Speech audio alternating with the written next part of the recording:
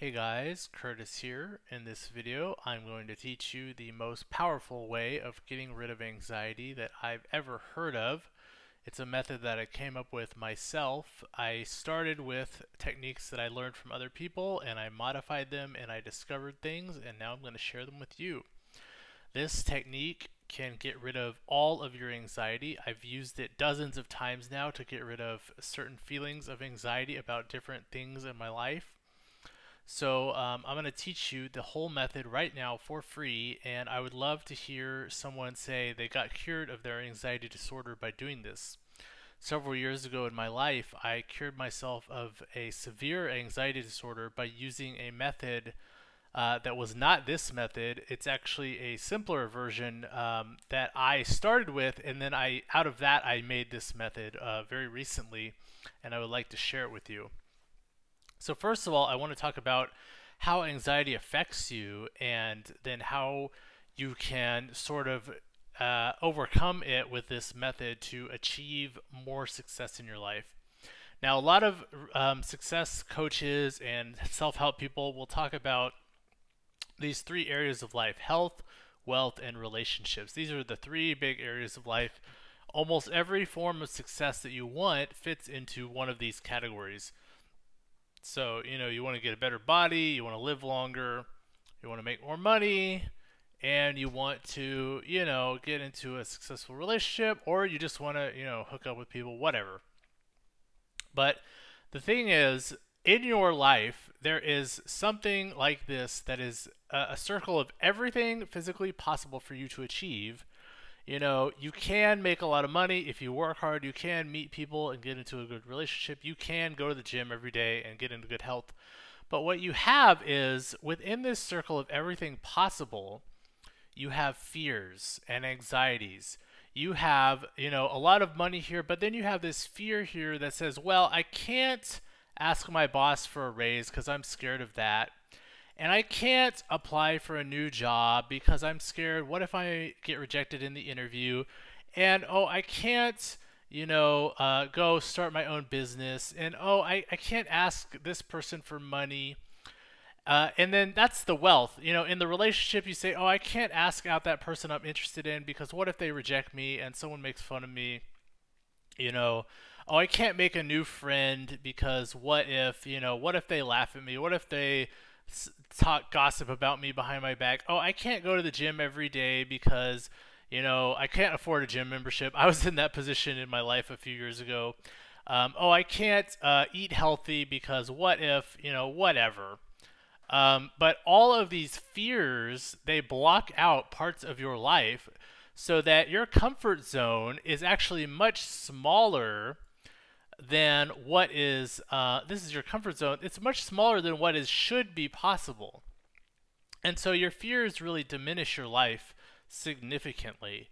And this is the position I was in several years ago when I suffered from avoidant personality disorder, which is a severe social anxiety disorder.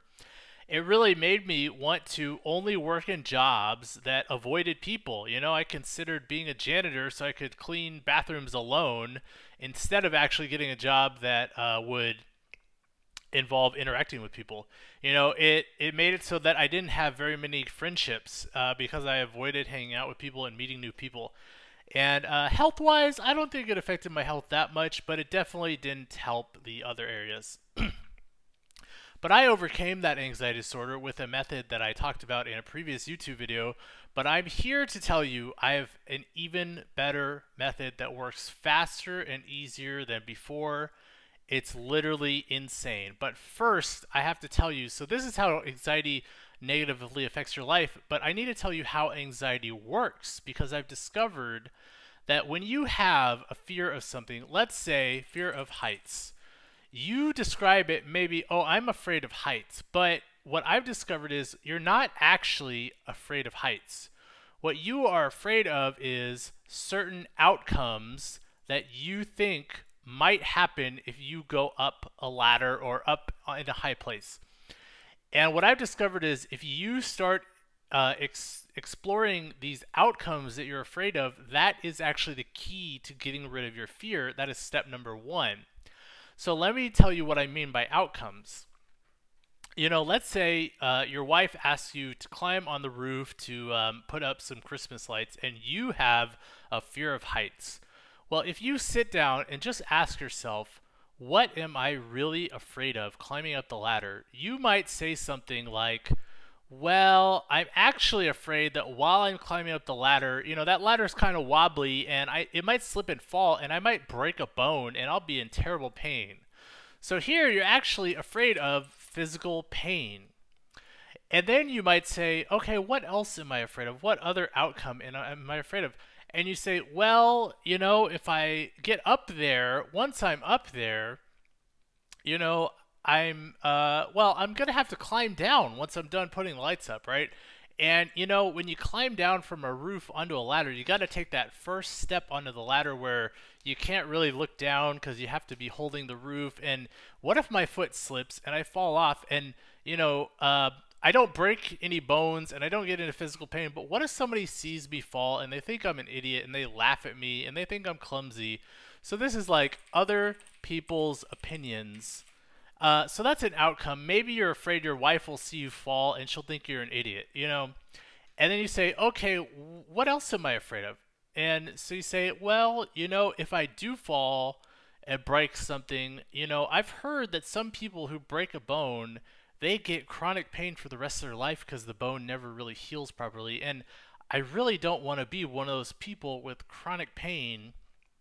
And if I get chronic pain, then I won't be able to go to the gym every day like I like to, and then I won't be able to get big, strong muscles, and then I won't be able to impress this woman that I wanted to impress. So you actually go down this long chain of outcomes, and you say, okay, at the end of the day, you know, I'm afraid I won't be able to, you know, marry the woman of my dreams because I couldn't go to the gym every day to get big muscles to impress her because I broke my bone and got chronic pain. So you go down this long chain of outcomes that you're afraid of, and you find the final outcome. You're like, well, I'm going to miss out on, you know, a relationship that I wanted to build because I got into chronic pain from breaking a bone, from falling off the ladder, from climbing the roof. So you find out when you just ask this question, what outcomes am I afraid of if I actually do this thing that I'm afraid of? What you find out is that the fear you have, I've heard this described by other self-help authors. Sometimes fears can be like a table with table legs, and you actually have different things that are holding up the problem in your life. Actually, I've heard them say problems in your life often are like a table with table legs, and when you identify the sources that are the table legs and start cutting them, eventually the table falls over. This is pretty much the worst diagram of all time, but you know, you get the idea. So these roots or outcomes, they're kind of like roots of a tree or table legs that are holding up your fear of heights. And what I have discovered and developed is a process for getting rid of the fear of these outcomes. And once you get rid of the fear of all of these outcomes, you actually discover that you no longer have the fear of heights. And guess what? This process that I've discovered and developed, it applies to all these fears in all these parts of your life. So yeah, and I wrote some questions out here that I would like to tell you the exact process for getting rid of any anxiety, any fear that you have in your life. And if you do this process thoroughly, it can get rid of your anxiety disorder, because an anxiety disorder is just a bunch of anxiety in your mind, really, about a specific topic. Okay. Step number one. Actually, I should have written step number one. All you do is you sit down or lay down alone while you're wide awake. Don't do this while you're tired, because you'll just fall asleep if you lay down while you're tired.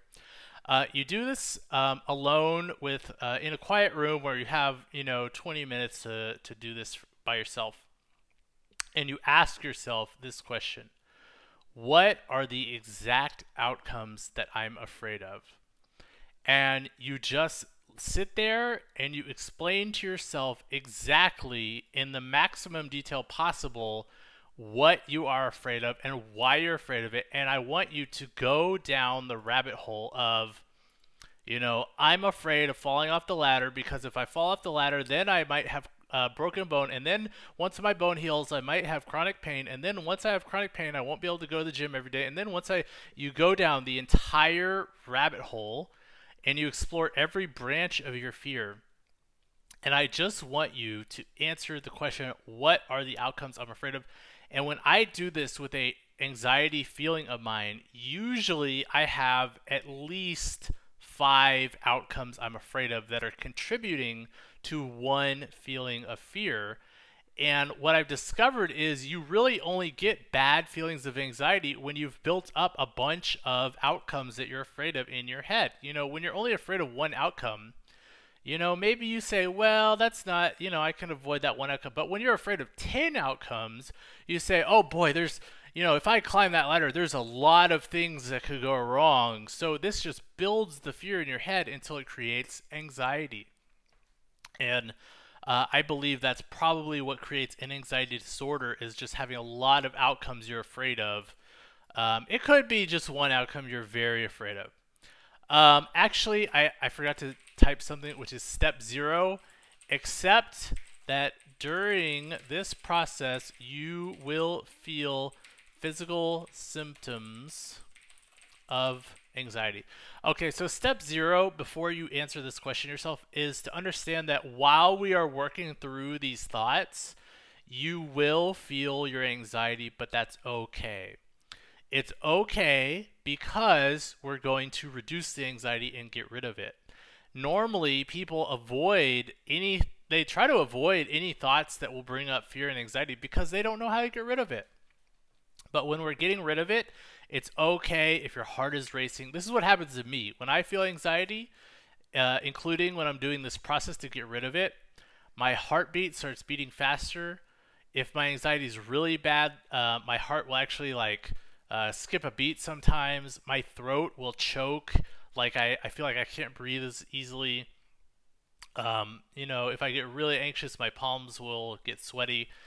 And just accept that the physical symptoms of anxiety will happen to you while you're working on your anxiety. Imagine that. While you're working on a bad feeling, you're going to feel some of the bad feeling.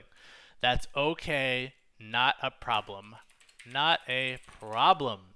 Because we're going to get rid of it. Okay, so step 1, you go through all these branches or outcomes, and you just list out every single one until you can't think of any more, and you honestly say, you know what?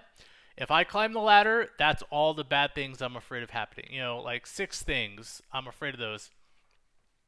And an interesting thing happens while you're listing these off is that occasionally, about 20% of the time, maybe like 1 out of 5, 1 out of 6 outcomes, you will actually realize while you're explaining it to yourself that, hey, you know what? That outcome, that's really silly that I'm afraid of that. You know, you know, if I climb the ladder and fall off and break my bone, I'm probably not going to have chronic pain because it's like less than 1% of people who break a bone and have it heal have chronic pain. That's really not that likely. So what I've discovered is just by doing this step 1, about 20% of the outcomes you're afraid of you'll actually realize that they're silly and they're not to be feared.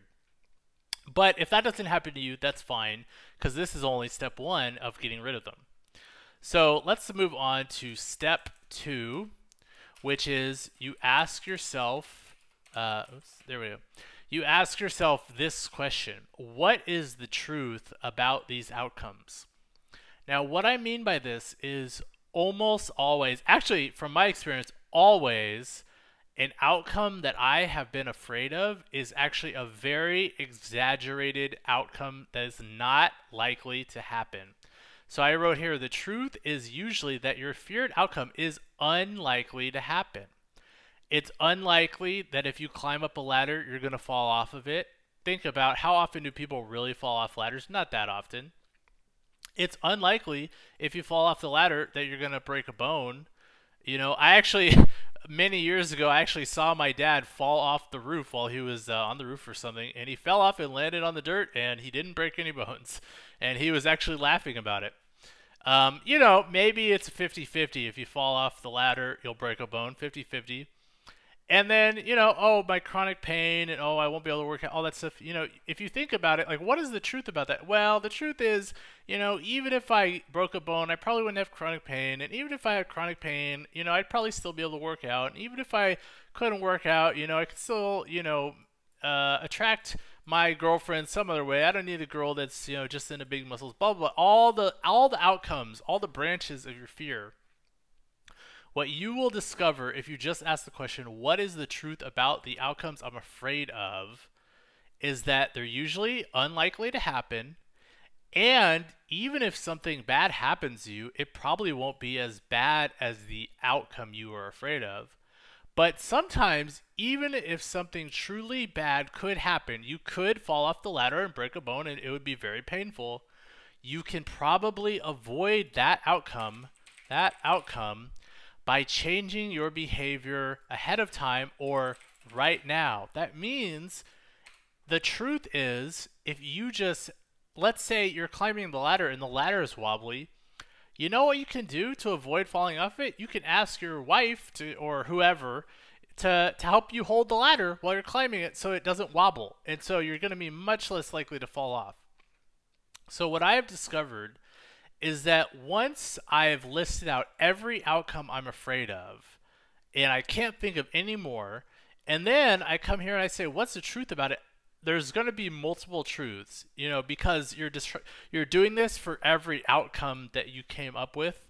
And, you know, sometimes while you're doing this process, I'll think of 10 outcomes, and then when I'm talking about the truths, I'll just kind of pick, you know, maybe one truth will apply to like 3 or 4 different outcomes, so I don't have 10 different truths about them. You know, a lot of times it's just like, well, you know, the truth is that isn't very likely, you know.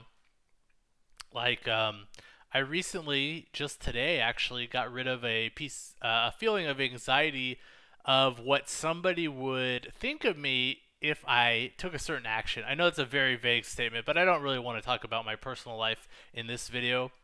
But basically, I was afraid of what somebody would think of me if I did something involving that person. And the guy whose opinion I was afraid of, I asked myself, what is the truth about this? And I said, wait a second. He's not going to have a negative opinion of me if I'm volunteering to do this activity with him. He's going to actually have a really positive opinion of me because that's like part of his job. And I know this is really vague, but I just don't want to get into it. But basically, the truth you come out with that comes from these questions is usually that there is nothing to fear about the outcomes. They're unlikely to happen. If they do happen, it's not going to be as bad as you thought, and so on and so forth. Okay, so this step alone is pretty good at, we're getting into the anxiety and we're realizing that it's been based on a lie. It's actually been based on several lies, which is all of these branches or table legs. Each one of these is a lie that you believe. You believe I'm going to have physical pain, somebody's going to laugh at me, I'm going to miss out on something because I broke my leg, whatever. So these are all exaggerated lies that you've believed. The truth is, I'm probably not going to fall off the ladder. If I did fall off the ladder, no one's going to laugh at me. You know, if they do laugh at me, they're not going to even remember it a week from now. So on and so forth. So, step 3. Once you have, oh, by the way, you answer this question until you run out of truths to answer. So maybe you come up with like 10 outcomes you're afraid of and then like 4 truths about those outcomes. And then step 3, you answer the question, can I accept these new truths? Can I accept that my fear was based on the false idea that those fearful outcomes were likely, and now I know the truth about them, that they're not as bad, they're not as likely, so on and so forth.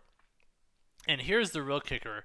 In order to accept the truths, you have to ask yourself, what behavioral changes would I make or can I make right now in order to prove that I accepted these truths? So for example, if you're afraid of climbing a ladder, you'd say, okay, how would my behavior change today if I accept the truth that I'm not very likely to fall off that ladder and break a bone and go through all that anguish?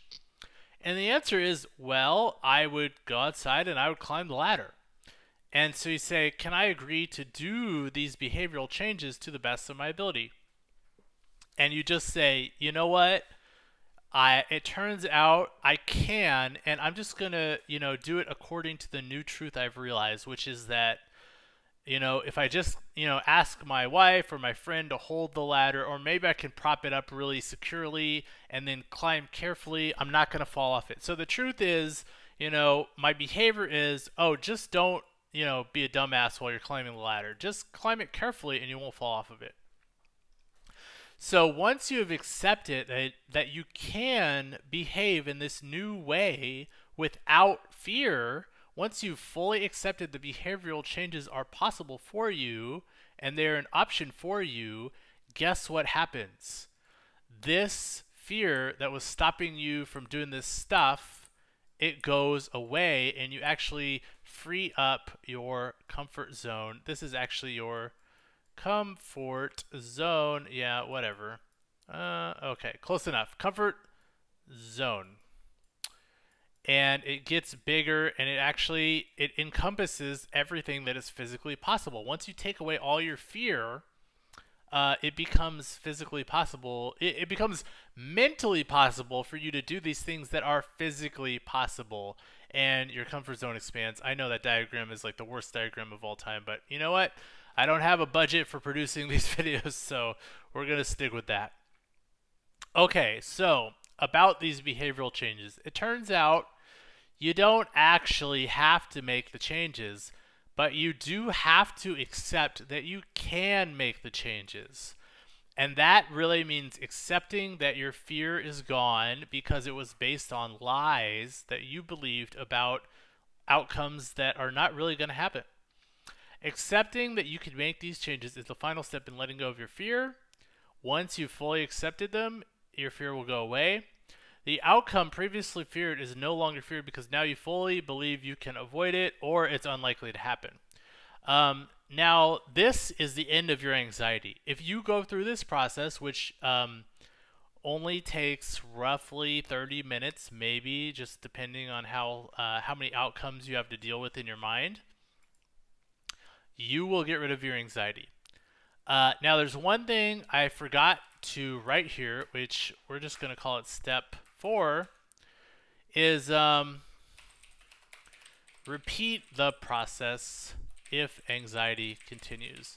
Okay, so sometimes I go through steps 1 through 3. I list out all the outcomes I'm afraid of. I explain the truth about the outcome, I accept the truth, and then I still feel a little bit of anxiety, and I say, wait a second, what happened? When that happens, the answer is one of those steps I did not do as thoroughly as I should have. We're going to go back here. So what I do is I go back to step 1. I say, okay, are there any other outcomes I can think of that I didn't list the first time? So with the ladder example, maybe you say, oh, you know what? I'm afraid of heights because, it has nothing to do with the ladder. Actually, when I climb the ladder and get on the roof, I'm also afraid that maybe if it rained yesterday, the roof is still slippery today, and I'm going to slip and fall off the ladder and break my neck, and then I'm going to die. And I'm not even afraid of death, but you know what? Then my wife, she will be really sad, and she won't get much money because I don't have life insurance, and she'll have to work really hard to pay her way in life because right now she's the mother of my kids and she doesn't work, and so you go through all these long outcomes and you say ultimately, oh, I'm afraid of climbing a ladder to put Christmas lights on the roof because I'm afraid that if I die from falling off the roof that my wife will suffer 20 years from now. Like, this is really what fears are made of. We fear these outcomes that are these long chain of very twisted logic in our head. So you go through this process again if anxiety was still in your mind at the end of it. You say, okay, that's the only other outcome I can think of that's in my head. And then you ask the truth again. What is the truth about it? Well, actually, she would be just fine because her mom would take care of her or whatever. You go through the truth again and you find out the truth, and then you accept it again. You say, okay, if I really accept it, I would go put the Christmas lights on the tree today. And then, like I said here, you don't actually have to do the immediate behavioral changes if you don't want to. You can say, well, actually, I don't have to put the lights on the roof today. I can do it tomorrow or next week, whatever. And believe it or not, guys, if you go through this process that I just explained, your anxiety will go away and it will be gone forever, but it will just be gone. The fear of those outcomes will be gone. And if those outcomes were causing an anxiety disorder in you, then that disorder will be gone. However, what you will discover is, so I had okay, this is all, this is all messed up now. What you'll discover is when you do this process, let's say this was your fear of heights and this was like the 4 outcomes that you were afraid of that you got rid of. What you'll discover is that your fear of heights goes away, and so that will let you do that thing in your life. But over here, you still have a fear of applying for a new job, and that has like 5 outcomes that you're afraid of. And over here, you still have fear of meeting new people, and that's got 3 outcomes that you're afraid of. And so what you'll discover is that you continually grow your comfort zone, and you actually find new things that you're afraid of with new outcomes that you're afraid of. And so this process is a continuous process where you're constantly getting rid of fears, but don't let that dissuade you, because you actually free up those parts of your life as you get rid of the fears. And if you have no more ambition beyond a certain amount of freedom, like let's say you're afraid of heights. Well, once you get rid of all the outcomes you're afraid of with regard to heights, your fear of heights will be gone. And so maybe if you have a fear of asking your boss for a raise, well, maybe you don't really, you're fine with the amount of money you're making now. You don't really care about asking your boss for a raise that much. So you say, you know what, I don't have to work on that fear right now. Maybe next month I'll handle that. So this process will get rid of the fear of specific outcomes that you're afraid of that are contributing to your feelings of anxiety. And I think theoretically, it should be possible if you do this process consistently, every day or every week for a long time, to get rid of every fear in your life. And maybe that would get you to some emotional state that people would call enlightenment or something like that, where you have no worries in life. But I'm not there yet. I have gotten rid of a lot of fear. This is a process that I've been developing only very recently, in the last month, basically. I used to use a different process that was also highly effective, but not as fast as this. This actually gets rid of anxiety in as little as 30 minutes sometimes. Sometimes it takes me an hour. If I'm going through it and really being thorough, it might take an hour. But this is super highly effective, and so everyone who suffers from anxiety should do this immediately.